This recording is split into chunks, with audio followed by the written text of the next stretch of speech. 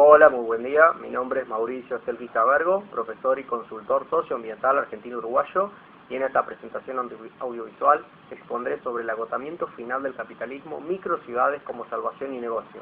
subtitulado Demostración por tendencias históricas y lógica autodestructiva del capitalismo. Sintetiza un artículo de 24 carillas, 16 de las cuales es una demostración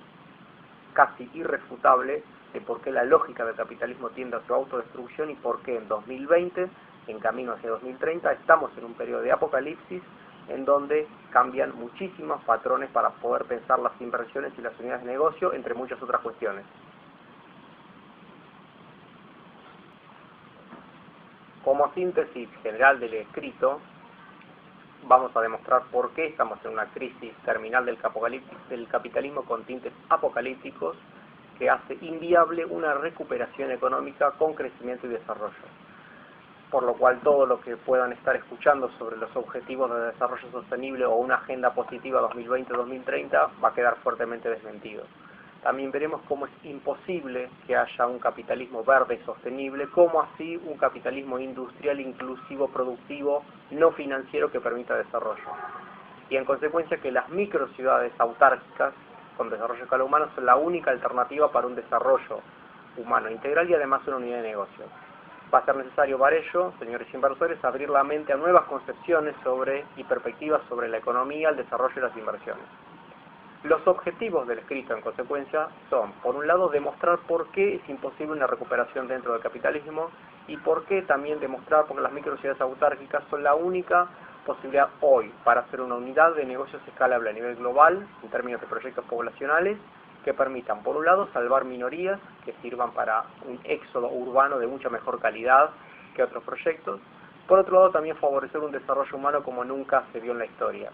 A continuación, entonces, los invitamos a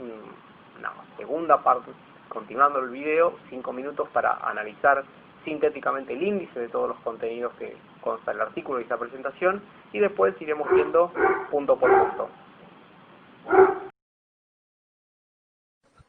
Habiendo hecho la síntesis de la presentación y los objetivos, anticiparemos sintéticamente sus contenidos. El punto 3, posibilidad de crecimiento y desarrollo en el capitalismo y el sentido común de progreso llega a su fin en 2020. Trabas psicológicas, emocionales y existenciales de inversores para verlo. En este breve apartado explicamos por qué muchos inversores se aferran a un pensamiento mágico liberal, según el cual a partir de la confianza se genera progreso y riqueza, lo cual creemos es una traba causada por dos cuestiones. Por un lado, por la naturalización de la organización socioeconómica capitalista como la única posible, lo cual es entendible por los fracasos de modelos de economía planificada. Y por el otro, por la negación a creer en un escenario apocalíptico de agotamiento final del capitalismo por el impacto emocional que ello tendría, una parálisis. Punto 4. Desarrollo y crecimiento capitalista 1750-2020, el agotamiento definitivo de un paradigma. Este apartado demuestra históricamente el agotamiento del capitalismo a partir de relevar su evolución económica en el siglo XX, comenzando por el agotamiento definitivo expresado en el sobreendeudamiento 2019-2020, poniendo además énfasis en la reducción de clase media, minoría de incluidos y mayoría de excluidos, y cómo eso hace imposible reeditar una época de prosperidad como la de 1945 a 1990 en esta era de inteligencia artificial, mencionando además temas importantes como el malestar psicosocial en metrópolis hiperpobladas, aceleradas y todas las implicancias que ello tiene. Punto 5, el central, la lógica de autodestrucción del capitalismo y la humanidad. Propiedad privada, mercado, tecnología, población, trabajo, ahorro, consumo, ganancia y deuda. Siendo el apartado principal, que ocupa 2/3 de la extensión total del artículo, explica de modo muy difícil de rebatir por qué nos hallamos en una crisis terminal del capitalismo debido a tendencias autodestructivas de su funcionamiento, frente a las cuales no hay ninguna fe, esperanza o confianza que las pueda contrarrestar. Se comienza relacionando propiedad privada, clases sociales, producción para el mercado y trabajo asalariado alienado, para luego sigue el apartado más importante que es sobre la creación de valor y riqueza, valor-trabajo, sectores de la economía y el lugar de lo monetario que fundamenta por qué es el sector industrial el núcleo invariable de generación de riqueza y valor agregado, y cómo, cuando estemos en la crisis terminal de este sector en 2020, es la del capitalismo en su conjunto. Mostramos, por supuesto, cómo lo financiero y lo monetario, que acapara la atención de economistas, opinión pública e inversores, es finalmente secundario. Y también se tocan dos temas clave: la relación tecnología, competencia, reducción del salario real como límite interno del desarrollo capitalista, y la relación sobreproducción, sobreinversión, endeudamiento y crisis, mostrando cómo es imposible lograr un nuevo ciclo de prosperidad por dos causas principales. Por un lado, la concentración del poder económico, y por el otro, la baja de rentabilidad.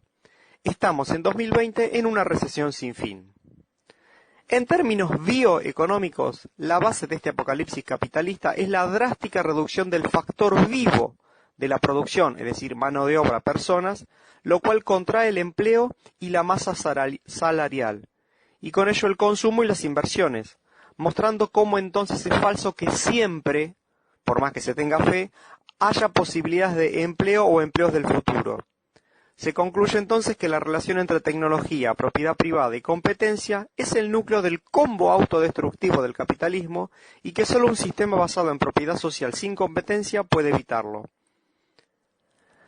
Punto 6. Las microciudades autárquicas sin lógica capitalista. Apuesta a lo humano pleno y unidad de negocios global en el apocalipsis. Para diseñar en pequeña escala, y luego de explicar el ocaso del capitalismo, mostraremos algunos aspectos clave de estas microciudades autárquicas cooperativas, regidas por formas organizativas y pactos sociales completamente distintos. Aisladas del sistema financiero y de control comunicativo, con importante infraestructura en tecnología para producir bienes agropecuarios, industriales, energía y servicios, son, en cambio, un verdadero horizonte de previsibilidad, futuro y bienestar. Aquí se listan solamente algunos ítems de dos documentos centrales del proyecto: el relativo a los aspectos económicos y productivos de la autarquía de la microciudad, y el relativo a los aspectos laborales, psicosociales, psicoambientales y espirituales del bienestar en las microciudades con desarrollo a escala humana. A continuación, entonces, comenzamos con los puntos centrales de la presentación. Bueno, seguimos entonces, una vez desarrollados los temas del índice, comenzamos con el apartado sobre las posibilidades de crecimiento del capitalismo y el progreso que llega a su fin en 2020, y las trabas psicológicas y emocionales de los inversores para poder verlos. Y eso es importante para ponernos en el lugar de personas que se han habituado a modos tradicionales de concebir desde un punto de vista más allá de lo informativo, a nivel personal y emocional, de cómo uno invierte y por qué, porque tiene que ver con el factor humano, por supuesto, ¿no? Antes de ello,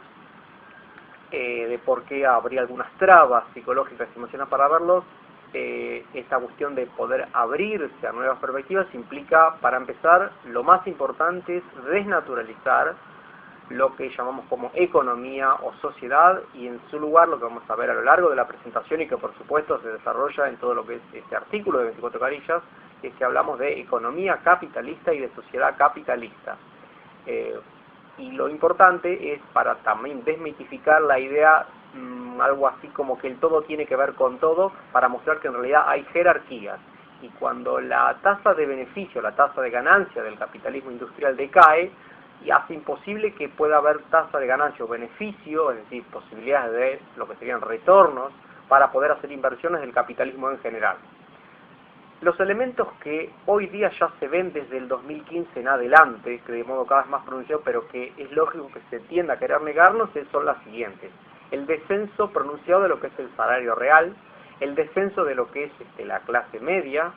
y todo lo que tiene que ver asociado a lo que tenga que ver con el poder adquisitivo de la clase media. También se viene de modo pronunciado aumentando el nivel de endeudamiento general de la economía, que aumentó del 230% de la economía global endeudada en septiembre de 2019 a un 100% más en solamente un año. Esta cuestión, sobre todo del decaimiento, el decrecimiento y hasta lo que podríamos anticipar de un modo no grato pero realista como pulverización de la clase media, es que impedirá que los tipos de desarrollos inmobiliarios o cualquier otro desarrollo pensando en una clase media con posibilidades de un horizonte de crecimiento.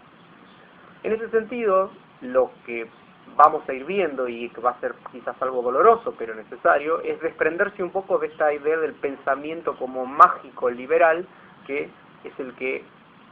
tiene la mayoría de los inversores y que se centra en lo que se llama el monetarismo. Por un lado está esa cuestión psicológica de que a partir supuestamente de una confianza habría como un horizonte de previsibilidad para el cual se podían desarrollar inversiones, con eso se desarrollarían nuevos mercados de bienes y servicios, un consumo y todo como en un ciclo virtuoso de crecimiento, como que siempre había posibilidad de reciclarlo. Bueno, demostramos que no y que llegamos a un límite y por qué. Otra cuestión que también anda circulando es que eventualmente en el caso de hacerse un reseteo del patrón monetario, si que salga del patrón petrodólar y se pase un patrón oro con criptomonedas, ahí podría volver como a reactivarse la rueda. También demostraremos que eso es imposible por esa cuestión de lo que tiene que ver con la contradicción en el capitalismo del desarrollo tecnológico y el crecimiento económico. Entonces, sintetizando las causas de por qué es importante ver que los inversores tengan que abrirse, es que hay que desnaturalizar la idea de que todas las variables no son solamente de una economía, sino de economía capitalista. Y por otro lado, es que también, por supuesto, y esto es un proceso muy personal, pero que sabemos que existe, es la negación de que estemos en una situación de apocalipsis por el dolor que causaría respecto de la vida personal, los seres queridos, y toda una serie de cuestiones. Pero como veremos, el proyecto de microciudades autárquicas sostenibles es una muy buena oportunidad de unidad de negocio para algunos, para los que la sepan ver, que puede tener una escalabilidad muy grande en el periodo 2020-2030. Entonces, a continuación, seguiremos con el punto que aborda el desarrollo de una muy rápida revisión histórica del desarrollo del capitalismo de 1750 a 2020 y cómo terminó agotándose un paradigma.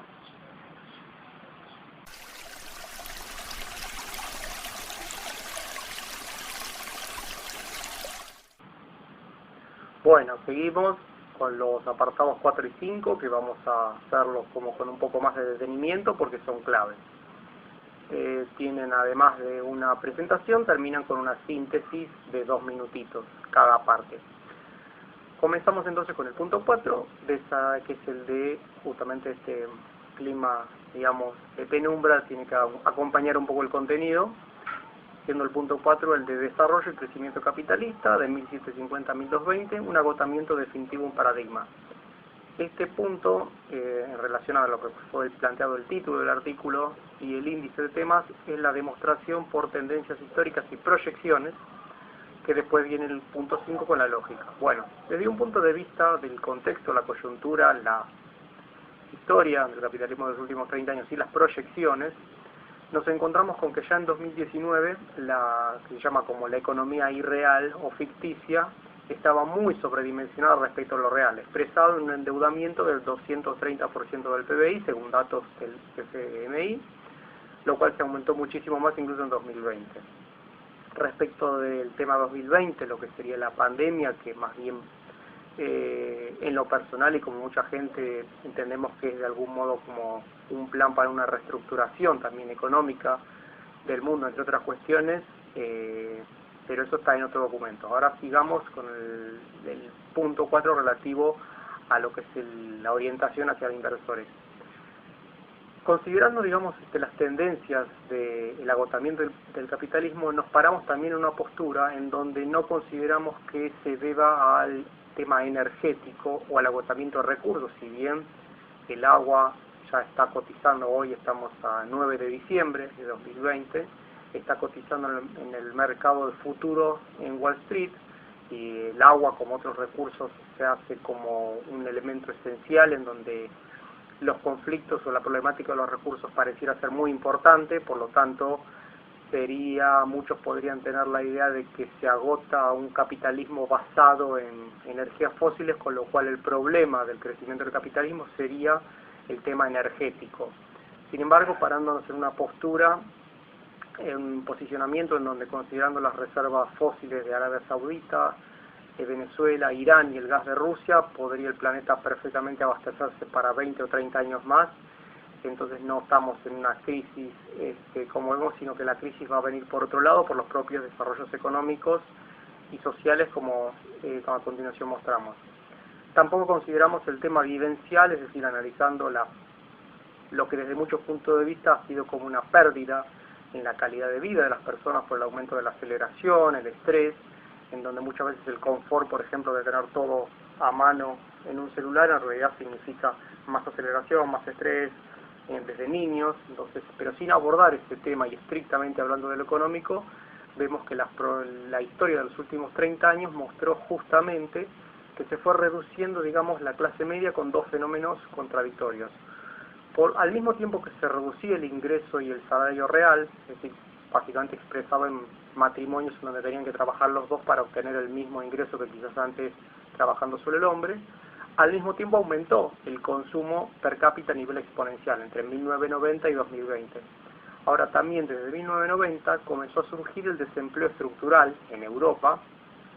y el continente en general, la clase media estuvo como muy subsidiada por largos seguros de desempleo y otra serie de cuestiones que hacen que eso también se termina a agotar porque se vuelve irrentable, porque ya esa burbuja financiera de subvencionar la inversión o el consumo también se está agotando. Y en el contexto actual, las proyecciones para 2019 ya hablaban, por ejemplo el MIT hablaba de un estudio de 80% de desempleo en 10 años, debido a mayor automatización y incorporación de inteligencia artificial que sustituye muchos empleos en el rubro servicios o administración, y más que pensar en empleos del futuro, en realidad lo que muestra son justamente desempleos del futuro. Y entonces, justamente al reducirse, digamos, o sea, el empleo y lo que podían ser el salario real, el ingreso real y la clase media, también se reduce justamente el poder de compra, el consumo, también se reduce, digamos, o sea, en consecuencia lo que serían inversiones para producir bienes y servicios para suplir una demanda que no habrá, y también se eliminarían formas como de autoempleo, que muchos piensan que es como una salvación frente a lo que sería el clásico trabajo asalariado, pero todos esos autoempleos como de sectores medios que le venden bienes o servicios a una clase media, dependen de que existe una clase media con poder adquisitivo, y eso se va demostrando que se está reduciendo. No, informes de múltiples organismos como la OCDE y otros van demostrando que se va reduciendo la clase media en Estados Unidos, en Europa, lugares centrales de lo que es el consumo.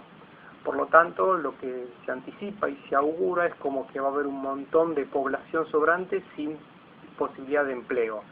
incluso en países desarrollados, no solamente en países periféricos de América Latina, Asia y África. Y por último, otra cuestión que, si bien no es estrictamente económico, también en parte lo es, estamos asistiendo como a una suerte como de fin de lo que sería la globalización, que comenzó un poco en los 90 por esta suerte de guerra multidimensional entre dos bloques, Estados Unidos y China, con Europa y Rusia en el medio, con lo cual, digamos, además, desde un punto de vista de lo que es los pensamientos de la libertad, también quedan puestos bastante en duda por la concentración de grandes empresas, o sea, lo que llaman el sistema GAFA, Google, Android, Facebook, Amazon, que controlan mucho tráfico de información y donde muchas veces las libertades de las personas se ven coartadas, lo cual, si bien no es ningún indicador de baja económica, también es un indicador de pérdida de la calidad de vida y también de declive de un modelo de bienestar asociado a ese modelo de consumo. Por lo tanto, bueno, ahora a continuación vemos una síntesis con imágenes que acompañan esta exposición del punto 4, que reiteramos era el desarrollo y crecimiento capitalista 1750-2020, un agotamiento definitivo de un paradigma, en unas imágenes para a continuación ver el punto 5 sobre la lógica autodestructiva del capitalismo que estamos atestiguando. Como síntesis del punto 4, en primer lugar vemos que desde 2015 hay un decrecimiento general de la economía de las principales potencias que arrastra hacia abajo países dependientes, productores de materias primas y alimentos, combinado con un sobreendeudamiento de la economía global que ya en 2019 era crítico, siendo más aún en 2020. Esta situación de decrecimiento, estancamiento y recesión es simultáneo a la reducción de la clase media en las principales economías, como un proceso de más larga data que comienza en los 90 y que también tiene impacto global. Este sobreendeudamiento puede leerse como una combinación de capitalismo financiero como un capitalismo de subsidio al consumo y el gasto de manera insostenible. Si a ello sumamos que debido a mayor automatización e inteligencia artificial habrá más desempleo, se reducirá aún más la clase media, el consumo y las inversiones, habiendo muy pocas expectativas realistas de crecimiento y desarrollo para los próximos años. A su vez, el contexto global parece dominado por el fin de la globalización iniciada en los 90, dando lugar al resurgimiento de dos bloques, con Estados Unidos por un lado y China por el otro, con Rusia y la Unión Europea en el medio, en un conflicto global multidimensional, económico, geopolítico e incluso militar. Estamos ante un horizonte donde parecen reducirse las libertades de las personas, con grandes empresas que controlan la información, la comunicación y con acceso a la vida privada de las personas como nunca se vio. Finalmente, si bien no es algo estrictamente económico, sí es importante y en cierto sentido representa el agotamiento de un modo de vida consumista que genera malestar en las personas, que también desean una mejor calidad de vida, no solo medible desde el punto de vista de la adquisición de bienes materiales, lo cual se complicará con la reducción de la clase media y por lo tanto son necesidades de bienestar a lo cual no da respuesta el llamado modo de vida americano, estresante y agobiante, y que, como veremos al final, sí quizás podrán dar las microciudades una respuesta a ello. A continuación, entonces, seguiremos en el punto 5 para explicar el agotamiento del capitalismo desde una mirada lógica muy difícil de rebatir.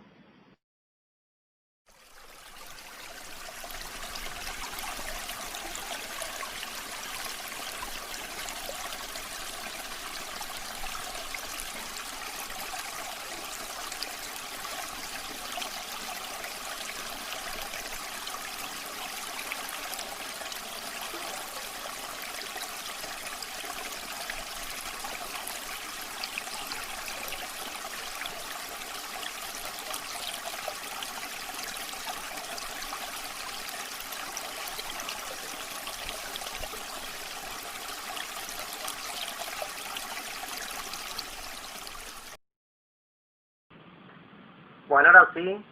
estamos en el punto 5, el punto clave, que como vieron en el índice hay varios subtemas,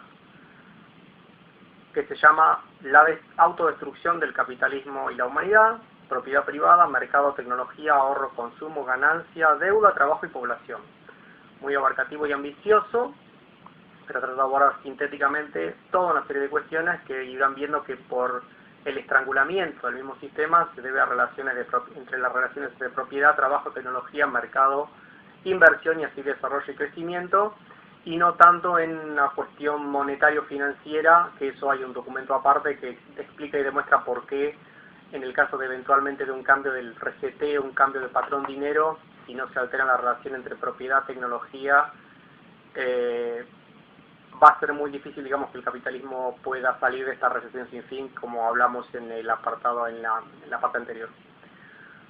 Bueno, si bien, digamos, es un punto de vista descriptivo, muchas cosas que parecen obvias, evidentemente, digamos, toda explicación para poder llegar a su desarrollo necesita unos presupuestos mínimos para poder desarrollarse desde un punto de vista lógico. En primer lugar, digamos, ¿por qué dice propiedad privada, clases sociales? Propiedad privada y clases sociales, como si fuera un atentado contra la propiedad y las clases sociales. No, solamente está describiendo que un sistema basado en propiedad privada, clases sociales, termina siendo una contradicción muy fuerte entre tecnología, población y desarrollo humano. Entonces, esas microciudades, que son autárquicas, son microciudades cooperativas, pero que asimismo pueden ser para inversores una unidad de negocio para asentamiento poblacional con desarrollo a escala humana a nivel planetario. Bueno, siguiendo con la demostración lógica histórica, comenzando más bien con la demostración por lógica del sistema, del punto 4 anteriormente vimos lo que era por las tendencias y proyecciones hacia el agotamiento y colapso final del capitalismo. Ahora lo vemos desde un punto de vista de su propia lógica, es decir, que no es por lo que se va viendo o por lo que algunos dicen que pasará, sino por qué elementos de su propia lógica lo hacen que llegue al colapso. Entonces, el primer punto de este gran apartado, reiteramos, propiedad privada, clases sociales, producción para mercado, beneficio y toda una serie de cuestiones que tienen que ver con el ahorro, la ganancia, el consumo, trabajo y población, que hacen eso. Bueno, el primer apartado es sobre propiedad privada, clases sociales, producción para mercado y trabajo alienado. En primer lugar, digamos, el tema de las clases sociales no es una cuestión de percepción, sino que se pueden definir objetivamente y esencialmente, digamos, se basan en respecto, digamos, de lo que es la propiedad. Esencialmente en el capitalismo hay dos clases principales. Por un lado, digamos, están los dueños de los medios de producción, o sea, los empresarios de la tierra, de la industria, y otros sectores importantes como la banca y los servicios.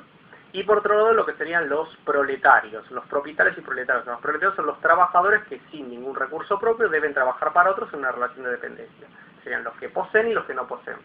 Eso hasta con términos de la antigua Roma ya se pueden definir, antes de que existiera el capitalismo. Lo que se está sucediendo en el capitalismo es que lo que se llamó, por ejemplo, movilidad social, o sea, progreso, que era como que los hijos estaban mejor que los padres, en realidad, digamos, hacer una sociedad, una movilidad social intraclase, o sea, que el hijo de un obrero pudiera después ser un empleado de banco con mejor sueldo, por ejemplo, pero no deja de ser una movilidad social dentro de lo que serían los asalariados, los proletarios. La movilidad social interclase es aquella, por ejemplo, que pasó algunos casos en la Revolución Industrial, en donde desde muy pobres llegaban a grandes empresarios industriales, o la otra movilidad social intraclase,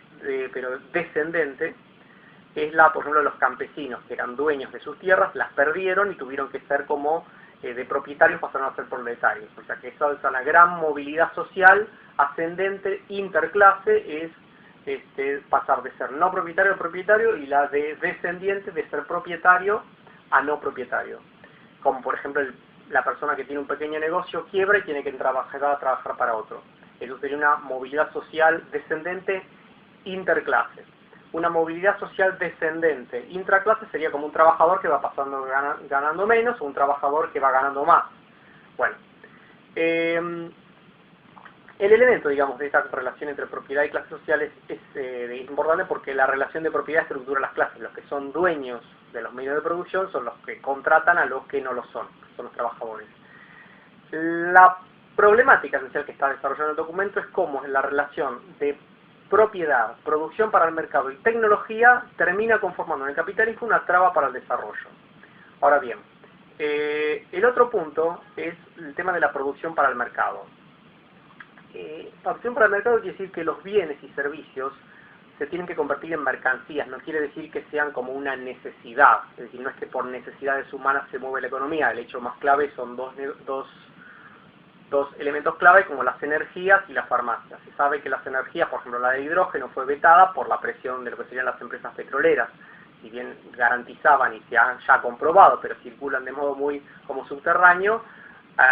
motocicletas que funcionan a hidrógeno, o sea, con agua. Sin embargo, no se desarrollan porque impide el negocio de los combustibles fósiles. Lo mismo las farmacias. Se sabe que si hubiera grandes planes de promoción de vida sana y un montón de cuestiones, la población no se enfermaría y por lo tanto bajaría mucho el consumo de medicamentos. Pero es como que dice el refrán, una persona sana no es un cliente para una farmacia. Entonces es como que no es negocio que la gente esté sana. Entonces, a ver, a lo que voy es que una producción de bienes y servicios, o sea, no necesariamente está relacionado a necesidades, sino que esas necesidades además sean unidades de negocio. Entonces, cuando muchas necesidades no son unidades de negocio, hay trabas para el desarrollo, el crecimiento y la producción. Bueno,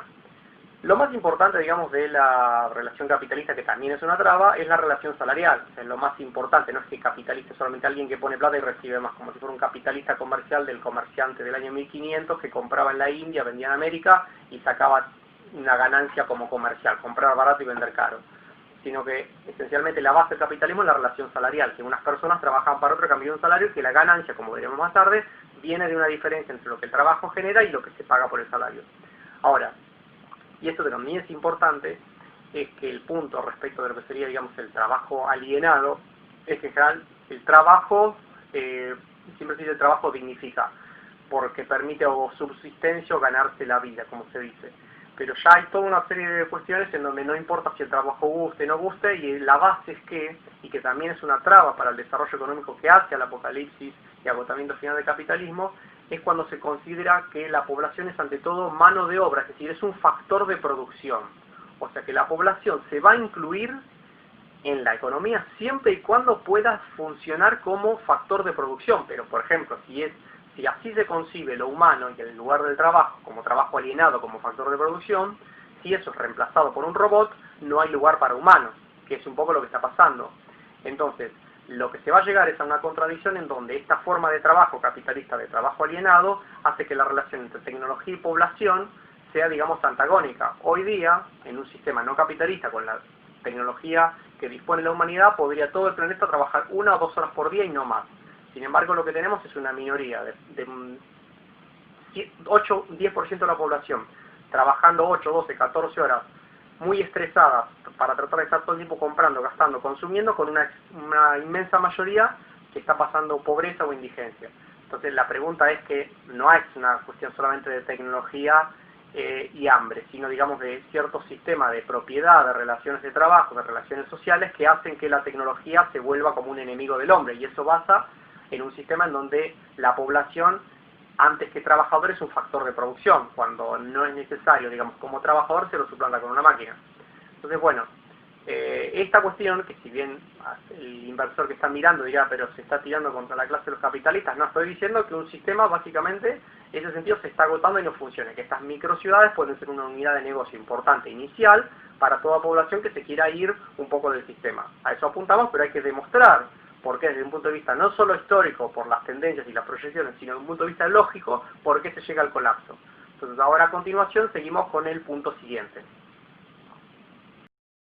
Simplificar muchas cuestiones de la lógica autodestructiva del capitalismo permite entender de modo fácil y sistemático lo complejo, evitando el pensamiento mágico liberal de confianza y progreso que impide comprender la crisis terminal del capitalismo actual para realizar inversiones. La propiedad privada pasó de mecanismos más simples a complejos, pero sigue siendo el principal determinante de la organización de la producción y el consumo. La propiedad privada divide a la sociedad en dos clases principales: dueños de medios de producción, propietarios, y trabajadores en relación de dependencia, proletarios, que más allá de importantes cambios económicos, sociales y psicoculturales, siguen siendo las mismas clases sociales principales e incluso de modo más pronunciado. Estructurado en propiedad privada y clases sociales, el capitalismo se mueve para producir mercancías, con lo cual todo lo vivo y lo muerto es mercancía con precio, la naturaleza como recurso, los bienes y servicios como productos y las personas como mano de obra. Y por otro lado, lo que no es mercancía ni unidad de negocio no se produce ni es promovido, como el sol, solo para turismo pero no para salud, dieta sana o plantas medicinales. El humano es, en un sistema orientado a la producción de ganancia y no necesariamente a la satisfacción de necesidades, un factor de producción y así reemplazable por máquinas. Y esto es, veremos, una causa fundamental de la recesión sin fin del capitalismo. Trabajo alienado y malestar psicosocial. Esta lógica de mercado y competencia entre empresas se traslada a las relaciones entre empleados y fomenta una vida competitiva que necesita del egoísmo, la desconfianza y la agresividad para funcionar, creando rivalidades en múltiples aspectos. Hay pues una gran contradicción entre una vida muy competitiva en lo económico laboral y la cooperación entre humanos, que impactan la productividad, descuidos por estrés, falta de motivación, y por eso muchas empresas invierten importantes sumas en recursos humanos para que los trabajos sean menos alienantes.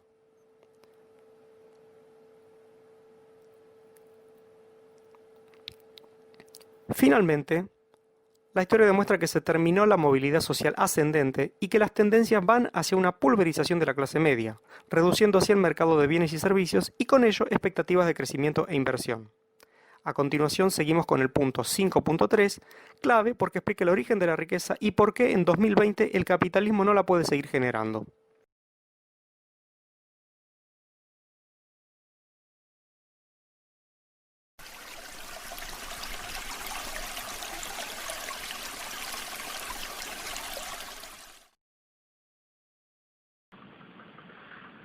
Bueno, seguimos entonces con el ítem 5.3, esencial en lo que es la explicación de la lógica de autodestrucción del capitalismo, denominado creación de valor, valor trabajo, sectores de la economía y lugar de lo monetario.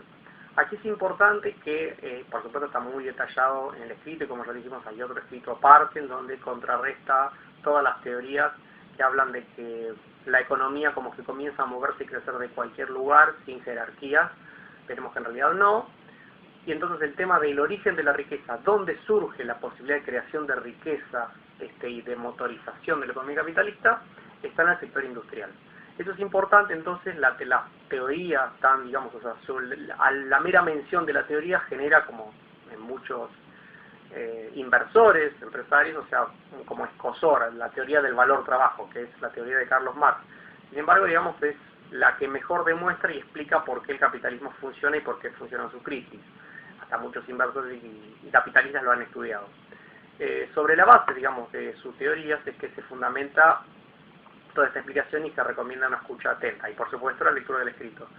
En primer lugar, para demostrar, digamos, que la riqueza no tiene que ver con el dinero, en Egipto, digamos, la grande riqueza que se generaba a partir de la movilización de trabajo sin el uso del dinero. Lo mismo en Grecia, muchas veces las unidades de monedas eran pagos en trigo. Entonces la cuestión de los trabajos y los productos del trabajo eran la fuente originaria de creación de lo que se llama trabajo excedente. El trabajo excedente es el crecimiento implica que una sociedad, además de producir lo que necesita para vivir y subsistir en las condiciones que crea, o sea, no es lo mismo lo que sería poder mantener una sociedad de la Edad Media que mantener una sociedad cuyo bienestar se basaría en tener una casa, con auto, con toda una serie de cuestiones. O sea, el nivel de subsistencia sería más alto que el de la Edad Media. Pero de todos modos, la concepción de trabajo excedente es importante decir que es una parte que la sociedad trabaja de más que lo necesita para poder expandirse. Justamente la idea, que ya llegamos a un agotamiento del capitalismo, es la posibilidad de generar ese trabajo excedente porque no se convierte en un trabajo útil para la producción de mercancías que den beneficio. Ahora bien, desde el punto de vista del origen, digamos, de dónde surge, digamos, la riqueza, el valor. Bueno, surge justamente de lo que se llama el trabajo, Marx llamaba el trabajo no pago por el capitalista. ¿En qué sentido? En el sentido, primero, una división biológica. Dentro de cualquier sociedad, digamos, tenemos una parte viva y una parte muerta. Dentro, digamos, en un proceso de producción, lo vamos a explicar con un sencillo ejemplo textil lanar, que en el documento incluso está explicado después de forma más sofisticada en una situación en donde, por ejemplo, se fabrica como sería la fabricación de una botella de Coca-Cola o de gaseosa, pero con todos los agregados que implican gastos en publicidad, impuestos y toda una serie de cuestiones que no estarían en ese modelo básico, pero que el modelo básico sirve para explicar de dónde surge el valor y por qué hoy se está obturando, se está trabando la posibilidad de que se genere ese valor. Esencialmente, en el ejemplo, digamos, o sea, de una industria textil lanar previa incluso al vapor, para que no haya temas de pago de servicio de luz, gas ni eso, sino que se mueve con recursos ilimitados, que sería la rueda del molino de agua de un río que toma para hacer mover las máquinas de ese momento. La demostración más sencilla es que cuando uno dice de dónde surge la riqueza, o sea, la ganancia, ese excedente que hoy, por ejemplo, lo vemos materializado en dinero, en ahorro, que en el Antiguo Egipto, por ejemplo, no, se acumulaba en riqueza, en oro o en pirámides, pero que no se traducía en dinero, pero era movilización de trabajo. Ahí está clarísimo en el Antiguo Egipto cómo es la movilización de trabajo excedente, es decir, que además de la comida que necesitaban los esclavos para poder vivir, tenían que trabajar de más para poder construir las pirámides, o algunos, y para poder mantener a una casta de orfebres especialistas que hicieran las joyas. Pero siempre es trabajo excedente, o sea, además de que se genera. Bueno, ahora bien, en el capitalismo, digamos, o sea, ¿de dónde surge como lo que se llama la ganancia, el beneficio? Uno habla de negocios, pero finalmente es un beneficio, es algo que hay cierta cantidad de dinero, que es un equivalente general, y después ahí al final del proceso hay más dinero. Bueno, un poco lo que Marx explica, lo explica acertadamente, es que si, por ejemplo, tomamos un proceso industrial de fabricación, por ejemplo, de lana, estamos en la industria lanar, que fabrica rollos de tela de lana, una industria. El capitalista industrial, o sea, no gana de comprar la lana, digamos, la lana a la oveja, al capitalista o al campesino que esquila las ovejas, de esa lana venderla más cara, sino que lo que él vende son rollos de tela, o sea que al final él tuvo una ganancia por hacer un proceso de producción. Ahora después, antes de terminar este apartadito, termino de por qué el sector industrial es el clave en torno al cual gira todo lo demás, y no es que todo tiene que ver con todo. Entonces, cuando hay serios problemas en lo que sería la posibilidad de expansión o de generación de valor en el sector industrial, cae todo lo demás, que es lo que está pasando actualmente hoy con China sobreendeudada al 240% de su PBI. Bueno, de ese productor textil lanar sencillo del siglo XVIII, en 1770, pongámosle, en Inglaterra, el productor, el capitalista industrial, no gana de comprar esa lana a 10 libras y venderla a 20, sino que digamos que lo convirtió en el proceso de producción en un rollo de tela de lana que después sí lo procesaban para hacer abrigos, ropa, pantalones, lo que fuera. Ahora bien, ¿de dónde surge justamente la riqueza? Surge, digamos, de la posibilidad de que la idea de que en el proceso de producción de la mercancía rollo de lana, o sea, no es que un capitalista no va a producir un rollo de lana porque la gente lo necesita, sino porque de ganancia. Una sociedad, incluso, por ejemplo, las sociedades que eran capitalistas modestados de la Unión Soviética también tenían que considerar el excedente, es decir, o sea, siempre se apropian de un excedente. No vamos a discutir acá si es una apropiación privada de un privado o si es del Estado o si es de una comunidad. Estoy diciendo que tiene que haber trabajo excedente y desde el punto de vista industrial. Y en el capitalismo, o sea, la generación de ese valor agregado, por ejemplo, no gana en que el hombre, el capitalista vende la lana más cara de la compró. Su ganancia pasa, ¿por qué? Por el hecho de que el trabajo, o sea, el trabajo de los obreros que trabajan en las máquinas que procesan la lana, las hiladoras, tiene una doble calidad del trabajo. Por un lado tiene un precio, que es el salario, que va variando con condiciones históricas, reclamos sindicales, pero es el salario. Pero puede a su vez el trabajo ser generador de más valor, que es el excedente, que es el precio final que tiene la mercancía. Porque vamos a decir, no, bueno, pero el tema es que además del salario tuvo que comprar materias primas, la infraestructura, sí. Pero todo eso que el capitalista industrial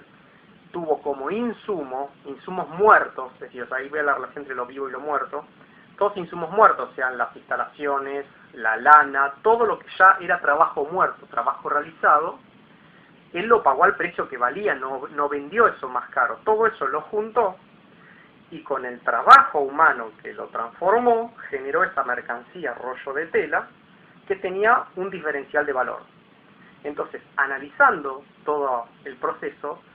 se cae la conclusión de que la ganancia, digamos, o sea, de lo que tiene que ver con el proceso de producción industrial, viene de que como que el trabajo es capaz de generar más valor de lo que se le paga por el salario. Porque de todas las otras partes, la máquina, la lana, no saca diferencia en sí de esos insumos, sino de la transformación que hizo el trabajo a esos insumos.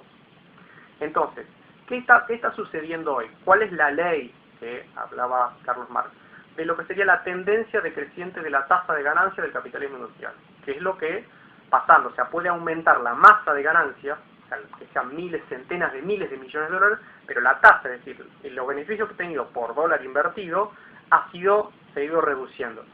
A tal punto que incluso en los últimos 40 años se armó una burbuja financiera que subvencionó el consumo y la inversión, en donde, por ejemplo, familias estaban endeudadas por 2 generaciones para poder pagar el auto, la casa, etcétera. Es decir, que no se recomponía la generación de riqueza respecto de cómo esa riqueza anticipada había dinero.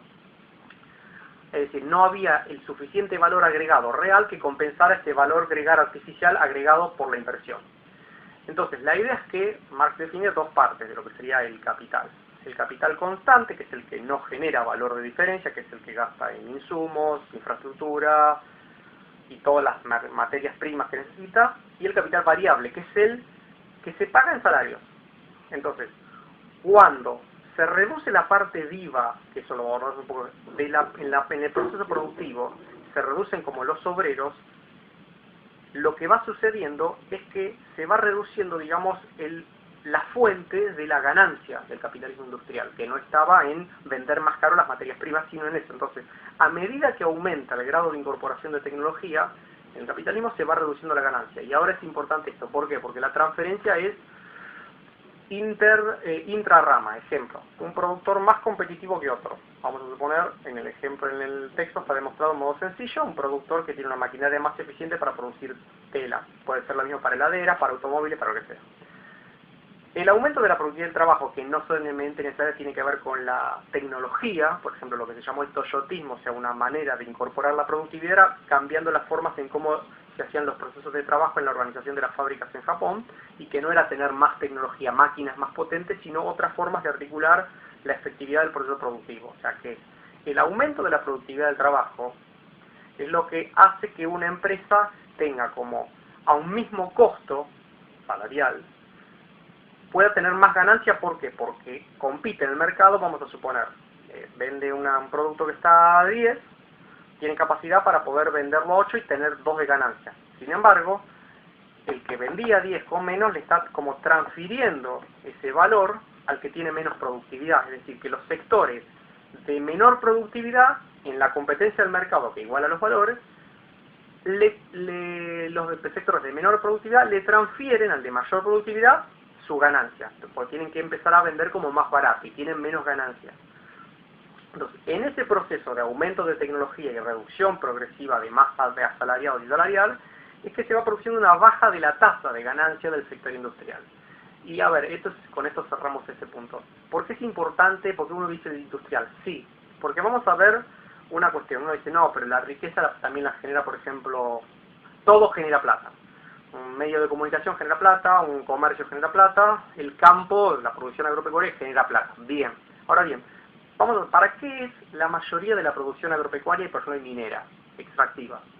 O sea, de metales o de petróleo, de lo que fuere. Tiene dos funciones. Por un lado, ser alimentación de toda la mano de obra, o sea, todos los asalariados. Y por otro lado, materia prima para la industria, es decir, que todo hace referencia a los procesos industriales. Ahora, ¿por qué? Ustedes dirían, pero los otros sectores, bien. El sector, digamos, todos los medios de comunicación, ¿de qué dependen? De publicidad. ¿De qué es publicidad? Es para vender mercancías, o sea que en la venta de esa mercancía no son solamente rollos de lana, sino que son gaseosas, automóviles, computadoras, un montón de cuestiones. Eso es una mercancía, es un producto industrializado que tiene que venderse. Entonces esos costos de publicidad es todo un rubro grande de la economía destinado a hacerle publicidad al rubro industrial. Además hay relaciones geoeconómicas grandes, de división del trabajo. Entonces, por ejemplo, estoy en Argentina en la época, digamos, por ejemplo, del 2003 al 2015-14, ¿en qué creció? En ser un gran productor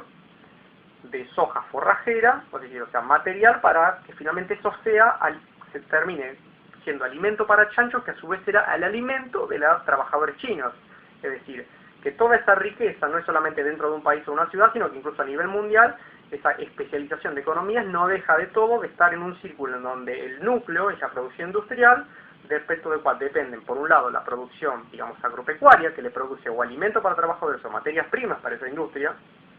y por otro lado, el sector de comercio y servicios que vende esta producción industrial. Todo.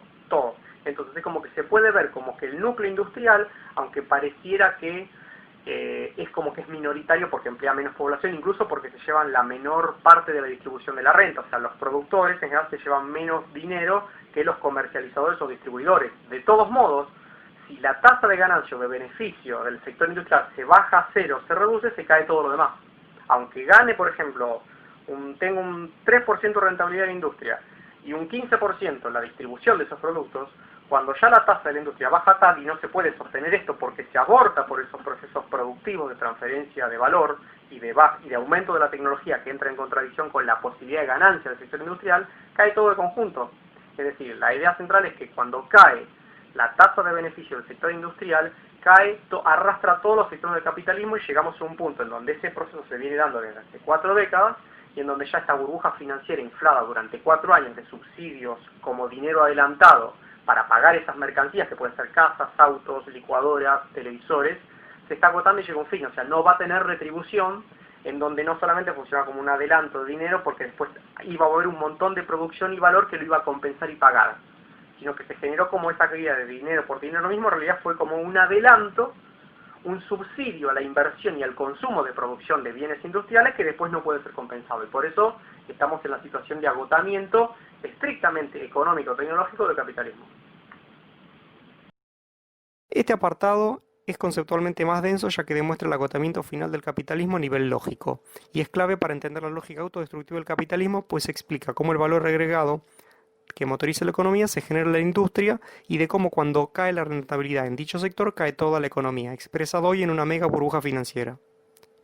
En primer lugar, la economía capitalista orientada a la producción de mercancías y no necesariamente a la satisfacción de necesidades humanas reales no funciona con la lógica todo tiene que ver con todo y hay jerarquías.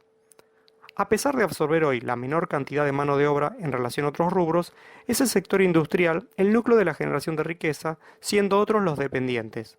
El agropecuario produce alimentos para la mano de obra y o materias primas e insumos para la industria. El sector comercial y de servicios, que comprenden vastos sectores de distribución, transporte y publicidad, incluyendo toda la web con mega empresas y negocios asociados, forman en su conjunto un grupo de sectores intermediarios entre producción y consumo de bienes industriales. Y finalmente, muchos sectores de servicios, del turismo y el entretenimiento dependen de que el salario real lo permita, porque por ejemplo un pobre no vacaciona. Ahora bien, en una economía globalizada, la circulación de dinero y la distribución interna de la riqueza, en países como Argentina, orientados a la producción de bienes primarios, depende de las divisas que ingresan por ello, aunque no sea el sector industrial el principal. Considerando, pues, la jerarquía de rubros, cuando se dice que una crisis comienza con una quiebra de bancos, en realidad se manifiesta el final del proceso y no el origen, como veremos en el siguiente apartado.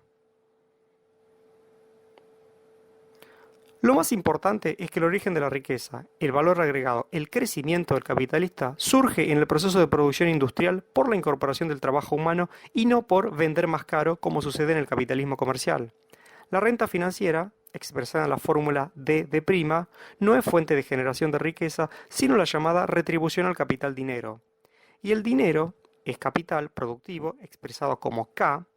solo si forma parte de un ciclo de inversión en la producción industrial de mercancías, dividiéndose el capital productivo industrial en dos: capital constante, que no es fuente de valor agregado y es inversión en insumos e infraestructura, y capital variable, el destinado a la inversión en mano de obra, es decir, al humano, al factor vivo de la producción. El beneficio industrial o ganancia, G, tal como demostramos mediante la competencia en el mercado y la transferencia de valor intrarrama en la industria, surge de la diferencia entre el precio de la fuerza de trabajo, o sea, el salario, y el valor que éste genera.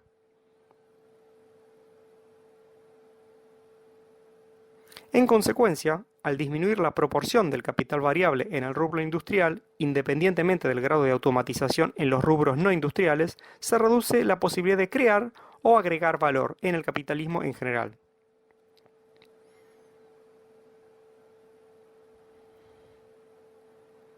Ahora bien, más allá de la teoría con la que veamos la realidad, sea liberal o marxista, el humano en los hechos en el capitalismo es un factor de producción reemplazable donde el hombre está al servicio de la economía y no al revés. Si no sirve a la economía, no es incluido.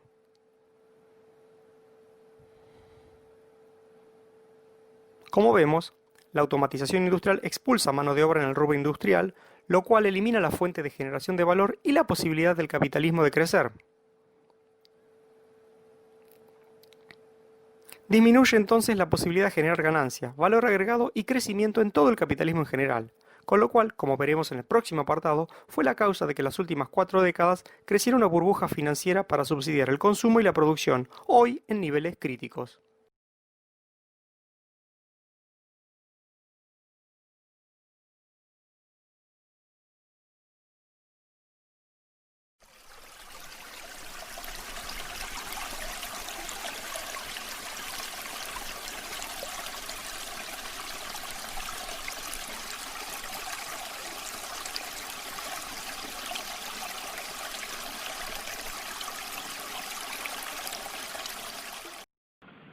Bueno, vamos ya entrando en la parte final de este punto 5 y ahora con el apartado mencionado así más sobre desarrollo tecnológico, competencia y depreciación del salario, con lo cual eso limita el desarrollo. Esencialmente no tiene que ver con una postura, lo que se llama keynesiano mercado internista, en donde como todo lo moviliza el mercado interno, con lo cual habría que aumentar siempre los salarios y con eso se reactiva todo, porque el acogotamiento también se produce porque si se aumenta mucho el salario hasta el punto de hacer inviable la ganancia industrial, se paraliza también la industria. Básicamente la idea general es que al depreciarse, o sea, como se ha visto el salario real, el ingreso real, a lo largo de décadas y que se atestiguan en la reducción de la clase media en todo el mundo, o que esté subsidiada por créditos ya incobrables, hace que eso descienda, digamos, el nivel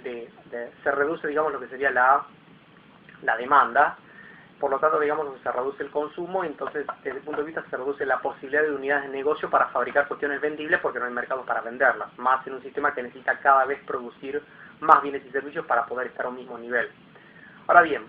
es decir, que el mismo desarrollo tecnológico en un sistema de competencia que tiende a depreciar el valor final y hace que se reduce, también se tenga que reducir para sobrevivir a nivel cada capital, sino a reducir lo que se llama el coste laboral,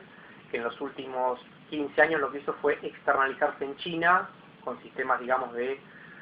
salvo muy poquitos sectores, en realidad se caracterizó por un valor, digamos, de mano de obra, como llaman, o muy barata o esclava, algunos dicen, en donde, digamos, justamente se trasladó el costo de la reducción de la producción industrial, se concentró en un país, del mismo modo que, por ejemplo, en Argentina u otros países se redujo al máximo el costo, digamos, de producción de lo que era la base de la alimentación con la soja transgénica en producción a gran escala. Es decir, que a veces no es dentro de un mismo país, sino que son zonas, pero que lo hacen es reducir el valor de la producción de núcleos clave, o sea, producción agropecuaria e industrial. En el caso de China, digamos, o sea, todas las grandes inversiones fueron a China, como antes se iban diseminando de distintos otros países de Latinoamérica o demás, que tenían mano de obra más barata, o Taiwán o el sudeste asiático, antes del boom chino a partir del año 2000. Bueno, ahora bien, es decir, que cuando se deprecia el salario real, si bien puede generar como estos booms, llegamos a un punto que también se autodestruye el sistema, porque justamente baja la masa de compradores que puede, digamos, a ver, en ese sentido, lo voy a poner muy concretamente, ni Europa ni Estados Unidos pueden, si no fuera por endeudamiento, Europa y Estados Unidos podríamos decir que tienen sobreendeudamiento para financiar el consumo, y China tiene sobreendeudamiento para financiar la producción, pero como que sin sobreendeudamiento no podrían, digamos, ni tener realmente el salario real para poder comprar todos los productos que consumen, ni los europeos ni los norteamericanos, ni sin todo esto China podría producir a precios que den ganancia. Bueno, ahora bien, es decir, la idea, digamos, es que si se deprecia el salario real, crece todo, se decae todo, porque bueno, baja la tasa de ganancia del capital industrial. Bueno, ahora sí, los ciclos económicos financian sobreproducción, sobreinversión, crisis y endeudamiento. Y vamos a ver si estamos sosteniendo la idea de que no hay condiciones objetivas de la propia lógica del capitalismo para que haya una recuperación. Bien, estamos en 2020. Bueno, primera cuestión, ¿por qué hablamos, ante todo el capitalismo, qué tipo de crisis tienen? Son de sobreproducción, o sea, se produce más de lo que se puede llegar a comprar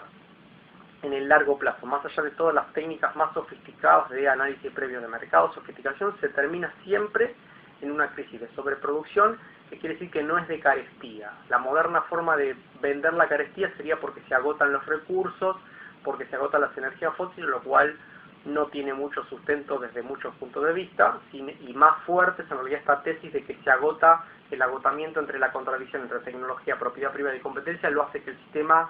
caiga antes que caiga porque falte el petróleo. Eso es un poco la idea principal. Vamos a explicar desde un punto de vista muy sencillo lo que es el modelo también volviendo al modelo del capitalismo industrial básico, de cómo es una crisis pero magnificada. Bueno, en un sistema de competencia, digamos, o sea, llega un punto en donde un productor industrial tiene que siempre pedir un poquito de plata adelantado para poder financiar cosas. ¿Qué pasa cuando la competencia hace que tenga que irse bajando los precios de las mercancías? Tiene que vender a un poco menos, cada vez menos, con menos margen de ganancia, incluso empieza a pérdida. Entonces, ¿qué empieza a hacer cuando tiene? Empieza a pedir plata, pide plata al banco. El banco le presta, pero no lo puede pagar. Entonces, ¿qué termina? Terminan quebrando las empresas industriales y pueden quebrar también bancos a los cuales esas empresas no les puedan pagar. Entonces, todo está absorbido por los más grandes. Las industrias más grandes se quedan con las industrias más chicas y los bancos más grandes se quedan con los bancos más chicos. Es decir, que todo proceso de sobreproducción lleva un proceso de endeudamiento, de quiebras y de concentración.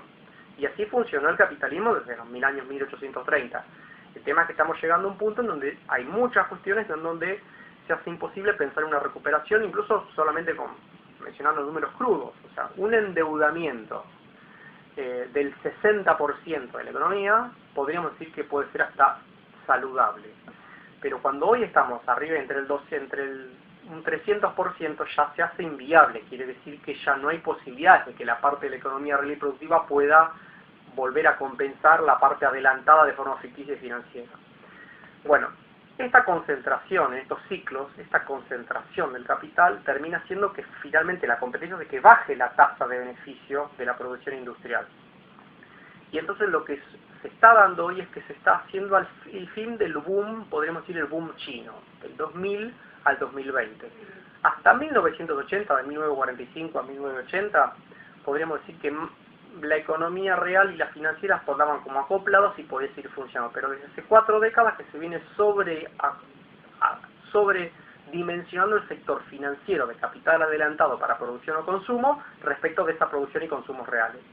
Entonces, hoy llegamos a un punto con eso, del 300% de la economía endeudada, y se termina básicamente el boom chino. ¿De qué pasó? Se basó, digamos, en una producción basada en externalización, digamos, del costo, es decir, pagar la mano de obra lo menos posible, tener economías que se basaban en saqueo, sojero minero, para producir alimentos o materias primas bajando los costos, pero así todo se llegó a una crisis de ello.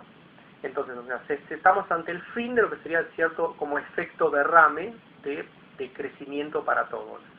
Y la base es que, y la contradicción insalvable del capital es la siguiente: si baja mucho el salario, baja, digamos, lo que sería la demanda para de oferta de bienes y servicios, por lo tanto baja, digamos, la producción y la inversión para esas producciones, porque no habría mercados para venderle. Si al contrario se sube, como se sube el salario, lo que hace es que se aumentan tanto los costos que baja la tasa de rentabilidad industrial. Entonces es un ciclo que cada vez eso se va agudizando más, y todas esas crisis se fueron paliando con endeudamiento. Pero hoy día llegamos a un punto del endeudamiento en donde la economía real no puede sustituir a toda esta bola financiera que se hizo. Entonces, y esto es muy importante, con retomarlo con lo anterior, cuando se reduce el factor, con el tema de la inteligencia artificial y la mayor automatización, hacen que se reduzca el factor vivo de la producción, por lo tanto la masa salarial, por lo tanto el consumo, y los robots y las máquinas son consumidores, o sea, no mueven dinero. O sea, una máquina no se relaciona con máquina, finalmente somos humanos, y son los humanos, así dicho crudamente, los que consumen. Los consumidores son humanos. Cuando reducimos la cantidad de humanos que están en el sistema económico y productivo, se reducen todas las posibilidades de que el sistema siga funcionando. Entonces, cuando cae el factor humano, cae la ganancia industrial y cae todas las formas de tasa de ganancia del capitalismo. Y la posibilidad de que sigan funcionando los sectores dependientes, sean el comercial, el financiero e incluso el agropecuario. Porque en una relación, digamos, o sea, en una economía en donde no es economía campesina de subsistencia, sino que se produce en escala para alimentar trabajadores asalariados, también caería. Finalmente, entonces, o sea, retomando, eso ya lo había anticipado y no va a haber más booms, digamos, que puedan recuperar esto, como dije, de la automatización e inteligencia artificial, que hacen que caiga todo esto y no pueda haber ciclos de crecimiento, porque no hay posibilidad, retomando todo lo que vimos, de que se pueda seguir agregando valor o generando riqueza, porque se reduce la parte viva en la producción, o sea, la mano de obra. Finalmente, entonces, con eso cerramos, ya lo había anticipado en el siglo XIX, o sea, a nivel teórico, Carlos Marx decía que había dos leyes fundamentales, digamos, del capitalismo, pero la más importante es la que se llama la contradicción entre el desarrollo de las fuerzas productivas, o sea, la productividad de producción, y las relaciones sociales de producción, es decir, una relación asalariada de propiedad privada y de competencia. Entonces, no estamos ante una crisis donde la tecnología expulsa, sino que el capitalismo y la tecnología ya no pueden ofrecer formas ni siquiera de que pueda seguir movilizándose, motorizando la economía, por mecanismos mucho más complejos a explicar en un video y que sí están en otros documentos, pero que nos llegan a la conclusión desde un punto de vista lógico que el capitalismo llegó a un agotamiento entre la contradicción entre propiedad privada, tecnología, consumo, ahorro, inversión, ganancia y deuda. Bueno, a continuación entonces veremos lo que son los proyectos justamente de microciudades que dentro de este escenario de agotamiento y apocalipsis pueden servir como comunidades autárquicas de forma cooperativa, en donde se pueda todas estas contradicciones que existen dentro de la economía capitalista no tendrían lugar, porque es otro sistema, un microsistema social cerrado desde un punto de vista social, económico y cultural, pero que puede servir como una fuga de millones y millones y millones de personas de muchas ciudades de todo el planeta. Y bueno, ahora a continuación el último punto, que es sobre algunos conceptos básicos de estas microciudades autárquicas con desarrollo a escala humana como alternativas al mundo capitalista globalizado. En la síntesis de la exposición de la última parte del punto 5 retomaremos algunas cuestiones de las exposiciones anteriores, pero nos centraremos en la relación entre crisis de rentabilidad industrial y todos sus derivados hasta llegar a las crisis financieras, para terminar de demostrar la contradicción esencial entre desarrollo tecnológico, capitalismo y humanidad. Como vimos, en el capitalismo la incorporación de la tecnología en la producción industrial es un arma de doble filo. Por un lado, permite al capitalista individual ser más competitivo frente al menos productivo y se produce la transferencia de valor intrarrama, dejando fuera del juego a empresas pequeñas y medianas. Y por otro lado, la mayor automatización genera, al achicar en términos generales la proporción del capital variable destinado al humano como factor vivo de producción, a reducir la masa salarial y la fuente misma de valor agregado, la tasa de ganancia o ganancia, G, que surge, como vimos, de la diferencia entre el precio de la fuerza de trabajo, salario, y el plusvalor que ésta puede generar. En términos de ciclos, a partir del ejemplo de una crisis capitalista industrial de sobreproducción simple, que vincula endeudamiento del rubro industrial con el financiero y que termina en concentración del capital, industrial, financiero y de todos los rubros, para luego dar espacio a una recuperación, se puede comprender lo más complejo. Estos ciclos de crisis y concentración relacionan en un todo automatización, sobreproducción, subconsumo de bienes y servicios no vendibles, sobreinversión, expulsión de mano de obra, endeudamiento y crisis.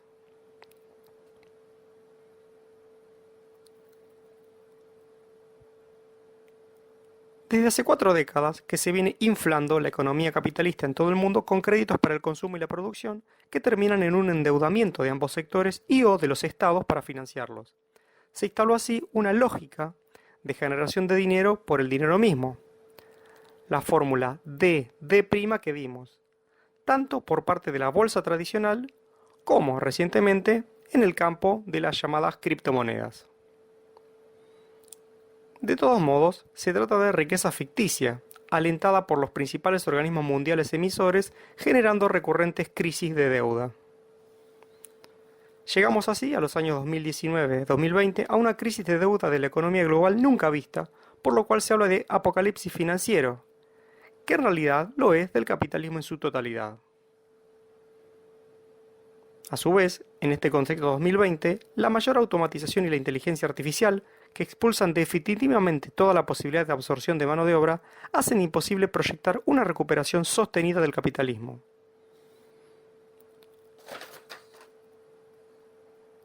Este apocalipsis se debe a la contradicción estructural y fundante del capitalismo entre desarrollo tecnológico y economía capitalista, que Marx denominaba la contradicción entre el desarrollo de las fuerzas productivas y las relaciones sociales de producción,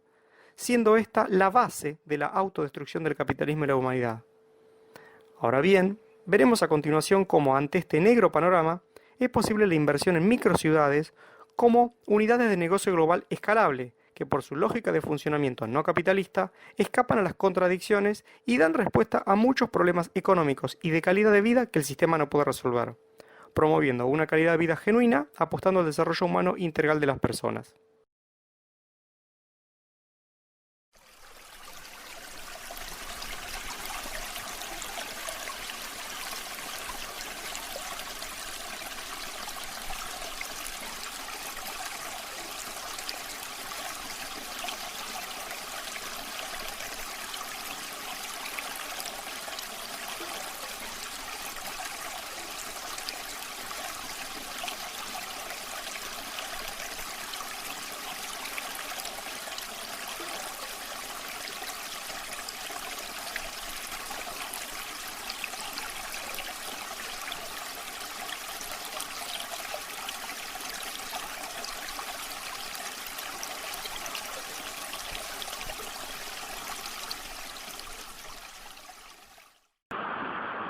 Bueno, finalmente llegamos,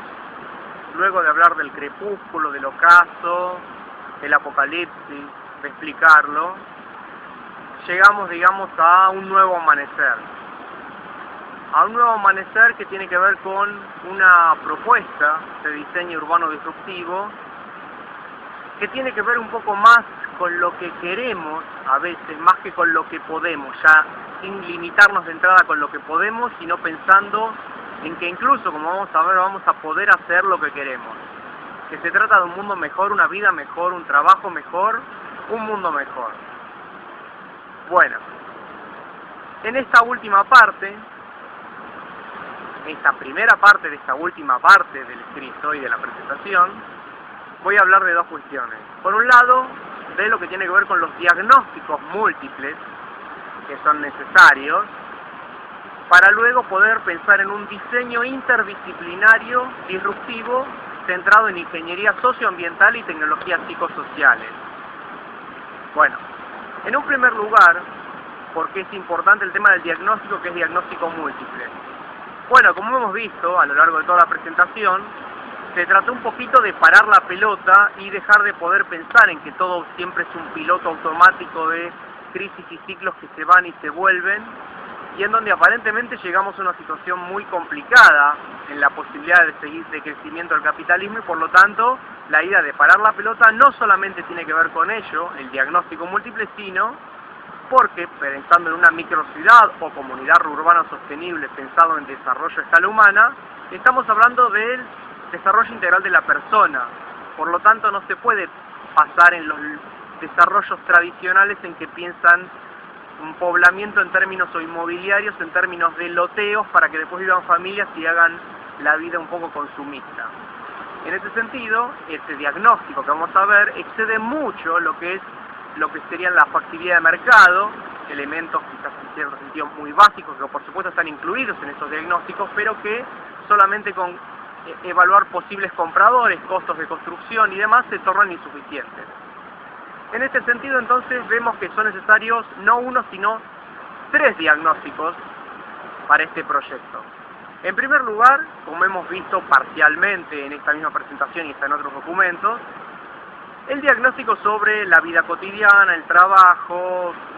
que implica, digamos, una economía de competencia en vidas centradas en ciudades con entornos muy artificiales, con cierta como alienación laboral, estrés, en donde toda la gente pareciera como estar atados a las pantallas, donde es un poco, si se quiere, el diagnóstico que hemos venido haciendo desde 2012, 2013 en adelante y lo seguimos haciendo, evaluando por qué vivimos como vivimos y justamente a partir de eso tratar de dar respuesta para que ciertas cosas que hacen que vivamos como vivamos no sucedan en un mundo o en una ciudad diferente. El segundo diagnóstico tiene que ver con lo que ya hemos visto en el punto 5, que es esto que dijimos como la lógica autodestructiva del capitalismo, que fue básicamente abordado en el punto 5 de este escrito y en esa presentación en la parte anterior. Y finalmente, creemos es importante, una visión quizás que habla un poco de esta pandemia como un plan, en realidad de reestructuración de varios tipos de economía y población. Bueno, esta segunda parte, luego de mostrar cómo en realidad este proyecto se basa en primer lugar en unos diagnósticos múltiples, tiene que ver con justamente un diseño interdisciplinario disruptivo, centrado en lo que es conceptualmente la ingeniería socioambiental, anclada fuertemente en lo que denominamos tecnologías psicosociales, en donde, digamos, las tecnologías psicosociales llevan la batuta sobre las tecnologías tecnológicas, que son las de ingeniería, arquitectura y todas las otras ramas de las ingenierías que hacen a lo que tiene que ver con la producción, sea ingeniería, digamos, agropecuaria, zootécnica, de energías y toda otra serie de cuestiones. Las psicosociales hablan de lo que tiene que ver con la economía, la sociedad, el comportamiento humano, la relación con la naturaleza y demás. Por lo tanto, este diseño urbano disruptivo no se puede concebir como solamente como un master plan de los espacios, sino que se trata algo muy distinto. Y esto porque se descansa también en 3 pilares. El primer pilar es la concepción, si se quiere, el ético-filosófico del desarrollo a escala humana,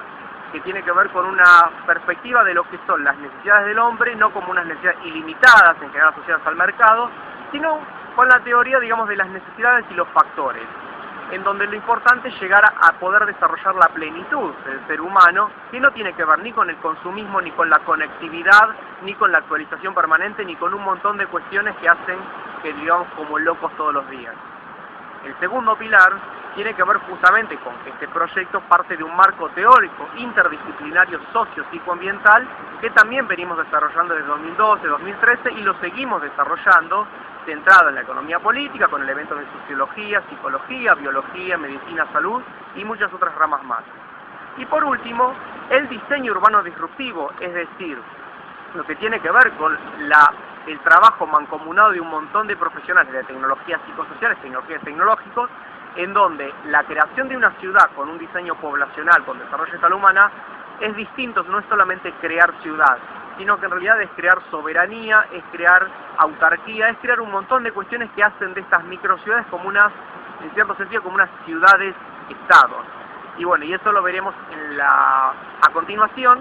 en la parte 2 de esta presentación, en donde hablaremos de lo que es 2 componentes fundamentales de lo que es la microciudad, que uno es la autarquía y la organización económica, los aspectos productivos, y otro los aspectos psicosociales y de calidad de vida.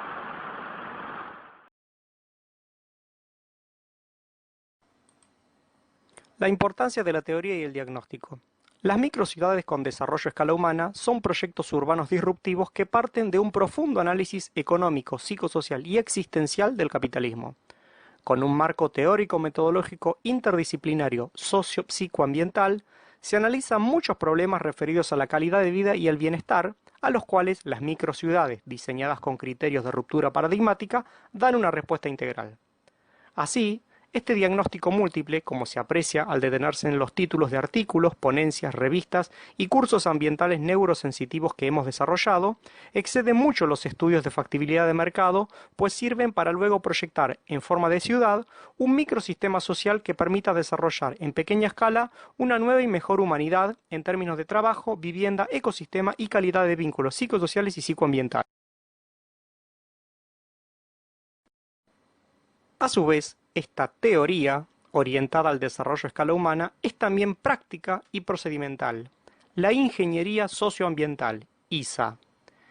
El diseño urbano poblacional disruptivo interdisciplinario, mucho más complejo que el diseño tradicional, aunque sean sustentables y ambiciosos como lo muestran algunos master plan de ciudades para decenas de miles de habitantes proyectadas en países ricos de Medio Oriente a los que hemos tenido acceso. Los equipos de ISA articulan tecnologías tecnológicas y tecnologías psicosociales, con decenas de profesionales de muy diverso tipo, ingenieros, arquitectos, sociólogos, economistas, biólogos, psicólogos, médicos y más. Hemos contactado a importantes urbanistas y capacitado arquitectos en ello. Así, con todo el material teórico procedimental a disposición de quien lo pida, mostraremos a continuación algo de la gran complejidad implícita en el diseño de las microciudades autárquicas.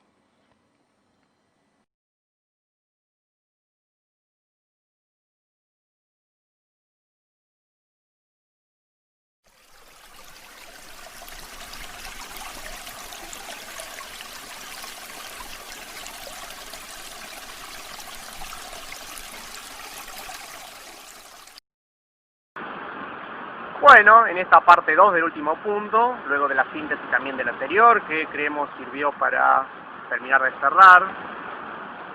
lo expuesto, hablaremos siguiendo, digamos,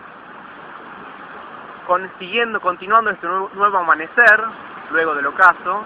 Ahora vamos a hablar de dos cuestiones en esta parte, de lo que es la síntesis general del proyecto y por otro lado de dos aspectos claves de la microciudad, la autarquía y los aspectos productivos y otros con aspectos psicosociales del bienestar y psicoambientales que hacen al desarrollo humano integral. Por supuesto que es imposible explicarlo en 10 minutos y para eso hay dos documentos que hablan de estos temas específicos, y uno es sobre justamente la autarquía y los aspectos económicos productivos de la microciudad y el otro sobre los aspectos psicosociales, psicoambientales y espirituales del bienestar en la microciudad, que tienen unas 40 carillas cada uno y son básicos para discusión general. Aquí trataremos solamente de mencionar los temas. Bueno, en primer lugar, la síntesis general del proyecto. ¿De qué se trata la microciudad o comunidad urbana sostenible? No es un proyecto solamente inmobiliario de vivienda, sino que es un proyecto de vivienda, trabajo y vida. Es una comunidad agroindustrial urbana para entre 1.000 y 3.000 personas, autosuficiente en temas de alimentación, energía, bienes y servicios básicos y comunicación. Es financiado por los compradores y puede tener una superficie también muy variable de 600 hasta 8.000 hectáreas, depende en qué zona se haga la alocación final de la primera comunidad como, digamos, experiencia piloto, pero ya como matriz general, de un know-how escalable a nivel global, porque también depende de zonas, regiones, países, precios, costos de la tierra y demás. Lo importante en esta ciudad, digamos, es que como es una ciudad de vivienda, trabajo y vida, lo que se distingue y que después se verá en unos contrastes que hacemos entre la sociedad capitalista y la microciudad, es que aquí lo importante es que la base es el trabajo cooperativo y rotativo y participativo, lo cual evita la alienación laboral a la cual estamos sometidos en la ciudad, haciendo una misma tarea un montón de horas, viajando mal, con otros vínculos incluso laborales que no son gratificantes muchas veces. Y esto a su vez tiene, digamos, como toda una serie de secretarías y direcciones que organizan la economía de la microciudad, donde adentro no hay ni propiedad mercada ni competencia entre las personas, y se organiza en función de tener siempre un superávit. El tema de que es un modelo de desarrollo a escala humana no se trata solamente como de un loteo de familias cerradas, por ejemplo, en donde cada una tiene mucho nivel de consumo y de forma como ineficiente. Por ejemplo, con autos, con lavarropas, con toda una serie de cuestiones que hacen que el gasto de energía por familia sea muy alto. Para darse una idea, y que esto justamente no hace a que se viva peor, sino incluso mejor, no hace falta, no es que no hay que verlo como privación, sino que no hace falta que allí dentro las familias y las personas tengan auto y celular para vivir. Para esta, digamos, sintetizando también la síntesis del proyecto, habría, digamos, fases. La primera es el diseño final del proyecto. La segunda es la de los primeros años de vida más una parte de la capacidad productiva de la microciudad instalada. Y por último, más años, digamos, para poner a pleno la capacidad productiva de la sociedad. Y así, digamos, mientras se va haciendo el modelo para escalar este diseño de microciudades en todo el planeta. En conclusión, es un diseño integral que tiene muchos elementos que hacen de ingeniería socioambiental, elementos duros, arquitectura, ingeniería, producción, y otros muchos psicosociales muy positivos, en donde lo más importante es que esta microciudad se concibe a partir de lo que es la abundancia, la libertad y el desarrollo, no a partir de la escasez, la necesidad, la incertidumbre y las limitaciones, que es a lo que estamos acostumbrados a pensar como lo que concebimos el ser humano en el mundo de hoy. Queremos hacer un mundo de hoy y a futuro mejor que el que tenemos. La segunda parte será compactadísima, porque tiene que ver con los aspectos, digamos, clave de la microciudad cooperativa, que es muy distinto a la sociedad capitalista y mercantil, que creemos que es mucho más avanzada, más humana y no tiene justamente crisis ni económicas ni de muchos otros tipos que generan malestar. Entonces, en este aspecto, la segunda parte habla de las variables y los aspectos principales en términos económico-productivos y psicosociales, psicoambientales y de calidad y bienestar. Esto, como dijimos, está en 2 documentos, que por supuesto lo pueden solicitar, y como es un desarrollo a escala humana, que es un diseño mucho más complejo, ahora solamente vamos a abordar muy rápidamente 2 aspectos. En primer lugar, los aspectos económicos y productivos de la microciudad. En primer lugar, la microciudad es autárquica, es decir, es independiente económicamente, con lo cual, digamos, está muy alejada de muchos modelos de ciudad que dependen de controles y poderes sean estatales o privados, controles centralizados, sea la alimentación, las finanzas, la energía, que son los que abastecen a las ciudades y si se les corta las hacen dependientes. Se centra, por supuesto, desde un punto de vista económico, en lo que es una soberanía. La ciudad es soberana, cooperativa, y es, si se quiere, interdependiente entre sí, entre los mismos miembros de la ciudad, pero no respecto de poderes externos. Tiene propiedad común y no tiene burocracia, y la soberanía, digamos, la relación entre las propiedades, como que no es una cuestión que sería como un comunismo opresivo, sino lo contrario, es una sociedad cooperativa de desarrollo a escala humana, en donde lo importante es que esta idea de autarquía es para garantizar la soberanía individual y colectiva, es decir, y eso se basa en donde hay, en lugar de propiedad absoluta, con cuestiones que se pueden comprar y vender, hay algunas cláusulas para poder hacerlo, eventualmente también, porque puede haber personas que, aunque nosotros pensamos que de aquí a 20 o 30 años va a ser el mejor lugar para permanecer, mucha gente pueda decidir irse y habrá formas de compensación o venta para que otros ingresen o sustituyan su lugar. Pero creemos que no va a ser así. De todos modos, lo importante es que hay toda una serie de derechos de uso de bienes compartibles, no compartibles, espacios públicos, privados, verdes, en donde se garantiza el acceso, que es lo más importante a veces que necesitamos mismo las empresas, por ejemplo, cuando se quedan a concesión una empresa de energía, no se queda como propietaria de algo, sino que concesiona 99 años. Es decir, que mismo en el capitalismo hay formas de propiedad que en realidad son derechos de uso y explotación por tanta cantidad de tiempo. Bueno, en este sentido nos manejamos con esta categoría similar. Por otro lado, dentro de lo que serían los aspectos económicos productivos, se trata de una economía planificada, donde hay secretarías de diversas ramas de la producción, comercialización, capitalización, ahorro, distribución y un montón de cuestiones, de innovación, que hacen a que siempre se tenga como principalmente el superávit como objetivo central. ¿Para qué? Para garantizar la autarquía, que nunca le falte nada a la ciudad ni sea dependiente de poderes externos. Y que además dentro de esas metas esté la capitalización, como garante de esa soberanía.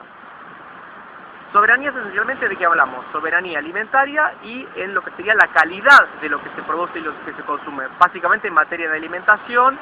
en salud y en lo que sería farmacia, que en realidad más que eso se orienta más a una farmacopea natural, pero elaborada incluso también industrialmente, ¿por qué no? Todo esto se puede potenciar mucho más si se arma una red de microciudades, incluso en una misma zona, en donde intercambien y pueden tener cada una mayor potencial para producir diversos bienes o servicios que intercambian con otras en una relación de igualdad y no de asimetría. Bueno, lo más importante en relación a todo lo que venimos desarrollando es que justamente la forma económica del desarrollo es que no entran en contradicción las fuerzas productivas y las relaciones sociales de producción, es decir, la tecnología y las relaciones de propiedad, porque no hay ni mercado, ni competencia, ni nada se deja de producir porque no sea negocio para algunos, en cierto sentido, y es muy distinto a la sociedad capitalista. Bueno, ahora un poquito más de paciencia para esta segunda parte y termino con lo que tiene que ver con una síntesis de los aspectos psicosociales, psicoambientales y espirituales del bienestar en la microciudad. En primer lugar, partimos de algo, si se quiere, osado, y lo tenemos muy bien fundamentado. Partimos de la bondad humana, de que el ser humano es bueno por naturaleza y no malo.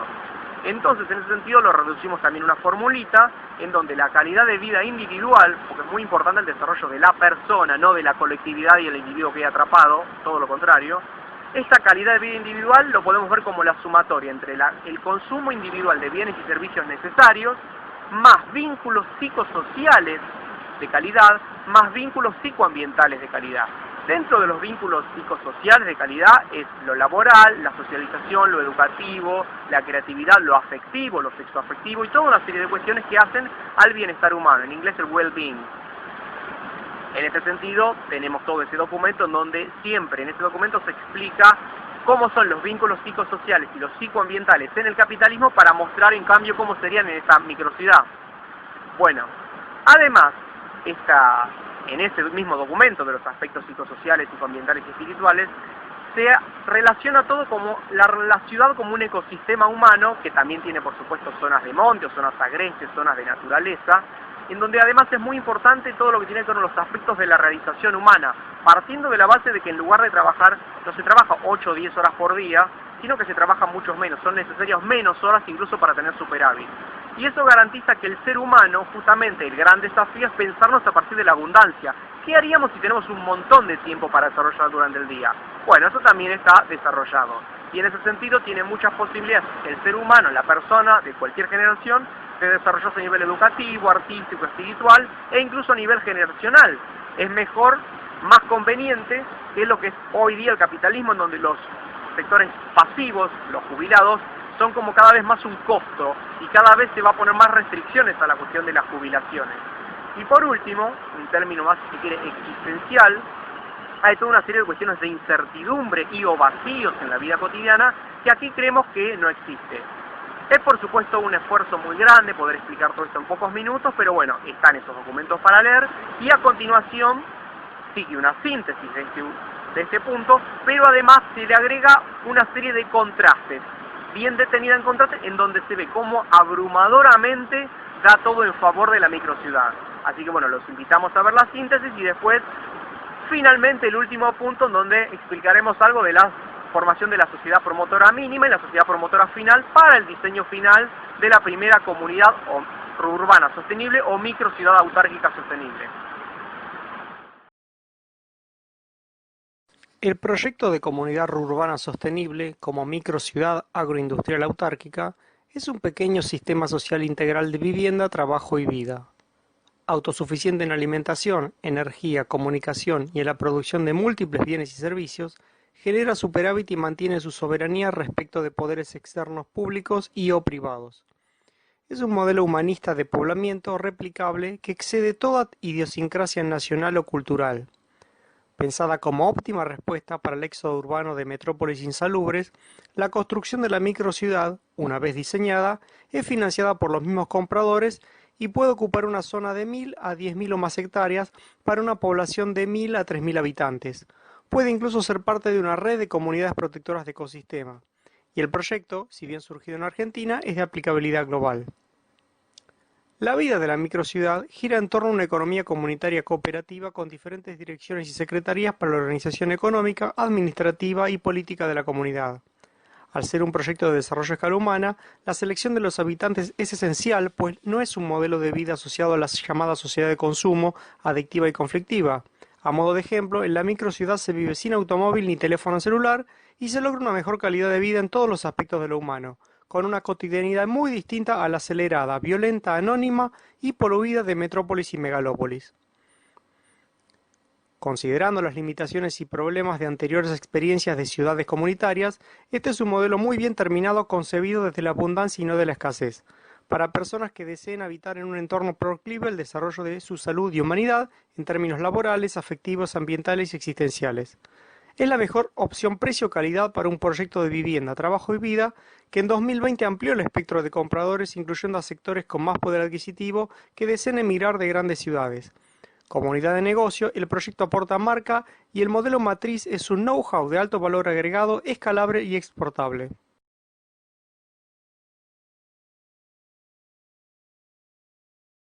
En términos económico-productivos, la microciudad se caracteriza en primer lugar por la autarquía que la hace soberana e independiente de sistemas centralizados, estatales o privados de finanzas, energía y comunicación. Con propiedad común y organizada como superposición de mecanismos cooperativos para producción y distribución de bienes y servicios y desarrollo humano, en la microciudad el mercado y la competencia son sustituidos por un sistema de acceso a bienes y servicios y derechos de uso individuales y colectivos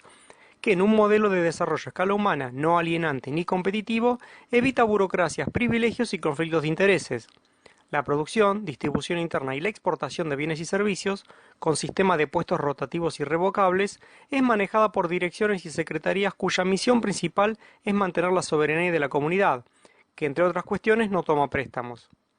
La capitalización es doble. A nivel interno, el individuo acumula créditos en moneda social interna y hacia el exterior en medio de pago e inversión de curso legal, sea dinero electrónico o criptomonedas. Todo ello se potencia con una red de comunidades rurbanas sostenibles dentro de una zona o región y más aún si es internacional, lo cual le permitiría tener una mayor infraestructura productiva de transporte y servicios. En términos laborales, psicosociales, psicoambientales y espirituales de la calidad de vida y el bienestar humano en las comunidades rurbanas sostenibles, la microciudad es una apuesta por la bondad humana. El desarrollo a escala humana se piensa desde la abundancia y considera necesidades satisfactorias reales fuera de la lógica de mercado competitiva que crea necesidades para individuos insatisfechos que deseen nuevos productos. En la microciudad, la calidad de vida individual se consume como una sumatoria entre consumo de bienes individuales, de bienes y servicios necesarios, vínculos psicosociales de calidad y vínculos psicoambientales de calidad. Revisando límites y fallas de diversos proyectos y experiencias de desarrollo humano comunitario y ecológico, la microciudad está diseñada como una compleja infraestructura productiva, recreativa y ambiental que favorece el desarrollo humano integral en lo laboral, recreativo, educativo, artístico, intelectual, espiritual, nutricional, deportivo y ecosistémico.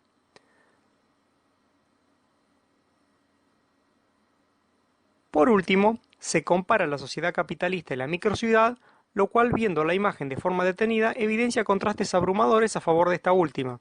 En términos económico-productivos, se contrastan aspectos relativos a la autarquía y la soberanía, la propiedad, la producción y organización económica laboral, y finalmente, el tema trabajo, ahorro, consumo, bienestar y calidad de vida. También se contrasta la vida en el capitalismo y en la comunidad urbana sostenible en aspectos psicosociales, políticos, culturales y educativos, psicoambientales, de salud y finalmente espirituales y existenciales. A continuación, finalizaremos esta última parte de la presentación con una sintética explicación de la formación de una sociedad promotora para el diseño final de la primera o primeras microciudades autárquicas.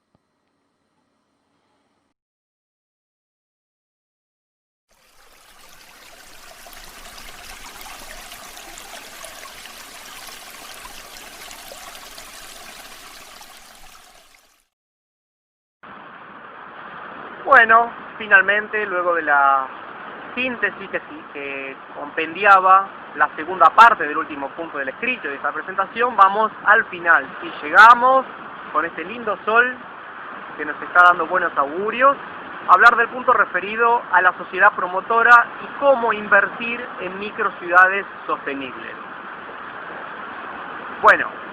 en primer lugar, digamos, estamos hablando de que esta sociedad promotora mínima, que está bien explicado en documentos, es una sociedad promotora que tiene una parte inicial, que es una sociedad promotora mínima, con 3 meses de duración, y luego se forma una sociedad promotora final, al inicio de esa sociedad. Luego de los primeros 3 meses de trabajo, queda desarrollado ya de forma mucho más avanzado el proyecto con la geolocalización específica de la primera microciudad, y esta comienza desde un punto de vista organizativo, es una sociedad colaboratoria de colaboración de hecho, en donde todo al inicio pasa por vínculos entre partes con Mauricio Stelkey-Cabergo, o sea, quien está hablando, y en relación, digamos, a múltiples profesionales y también fundaciones, entidades y algunas que funcionan como de 3 modos, como avales declarantes de interés, como avales promotores o como avales administradoras de fondos. El trabajo de esta sociedad promotora, que ya tiene una sólida estructura de 5 coordinaciones, la de tecnologías tecnológicas, la de tecnologías psicosociales, la de fondos de inversiones, la de relaciones institucionales y la de difusión y marketing, todo bajo una dirección general a cargo de Mauricio Stelkey y otras personas. Lo importante, digamos, de esta sociedad promotora es que justamente, ya mismo incluso, además de que es necesaria para poder terminar, hacer el diseño final de la primera microciudad autárquica con desarrollo a escala humana, porque está en fase de anteproyecto pero muy sólidamente elaborado, es además de una inversión, si se quiere, a riesgo, es hasta más segura porque lo que antes era seguro hoy parece riesgo en función de lo que acabamos de ver, de lo que podríamos decir que queremos que quede en el pasado, que es el capitalismo con sus tendencias al apocalipsis. Entonces, lo que es importante, señores inversores, fundaciones, empresas, individuos que quieran, por ejemplo, irse a vivir a esa ciudad y quieran también ser como unos inversores, profesionales que tengan rubros de inversión, es que vean detenidamente estos documentos de la sociedad promotora, que tiene varias fases, como se verá incluso en una síntesis a continuación, en donde incluso puede haber todas unas mini unidades de negocio iniciales asociadas al fondeo inicial para lo que es el armado de esta sociedad. Bueno, finalmente nos despedimos con este sol dándonos, por lo menos a mí en la espalda, quizás a ustedes lo puede alumbrar, para que se animen a esta linda aventura. Espero que hayan disfrutado la presentación. Les doy unas gracias enormes, enormes, enormes, porque es un proyecto en el que la verdad que se me ha ido cuerpo y alma y le seguiré poniendo todo lo que tengo que poner, junto a todo un equipo maravilloso de gente que me acompaña, para que ustedes por lo menos tengan esta presentación sintética, que si bien fue de más de 1 hora, lo es más condensada que el documento de 24 o 28 carillas, en donde se explica la relación entre las tendencias autodestructivas y apocalípticas del capitalismo y las microciudades como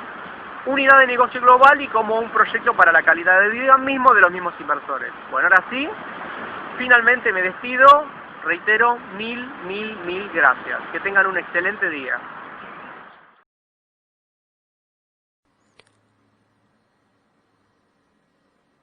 El Plan 2020-2030 para diseño y construcción de microciudades autárquicas en todo el planeta está pensado por etapas y fases, siendo la primera el diseño final del proyecto, para lo cual se forma ante todo una sociedad promotora mínima, SPM, y luego una sociedad promotora final, la SPF.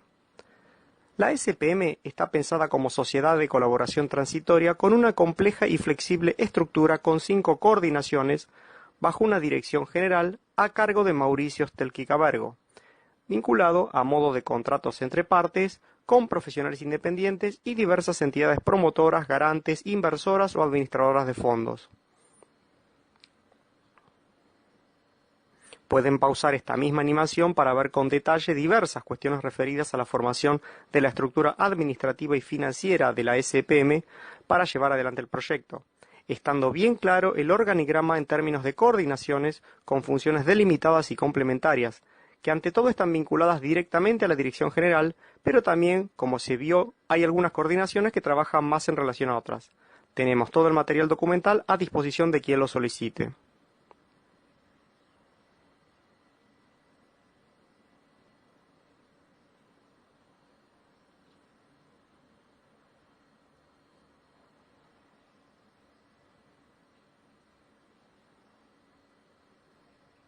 A su vez, las instituciones aval que participan en el proyecto se dividen en declarantes de interés, promotoras y administradoras de fondos. Por su parte, Para la formación de la SPM está todo bien y muy precisamente pensado en términos de funciones para cada área, trabajos, tipos de profesionales requeridos, carga horaria y muchas otras cuestiones más. Como vemos por los títulos de los documentos, y para lo cual también pueden pausar esta animación, están muy bien abordadas cada una de las problemáticas referidas a la relación entre proyección apocalíptica del capitalismo, desarrollo a escala humana, factibilidad del proyecto de microciudades como unidad de negocio y escalabilidad global, y del mismo modo ya están diseñados diversos modelos de contratos de vinculación, locación de servicios, participación y reparto de utilidades. Desde su inicio, la SPM es un todo sinérgico que desarrolla un proyecto urbano disruptivo escalable de alto valor social y de marca, como así de más pequeña pero segura unidad de negocios para inversores. A continuación nos despedimos y dejamos datos de contacto quedando a disposición para cualquier consulta, esperando haber logrado suscitar vuestro interés.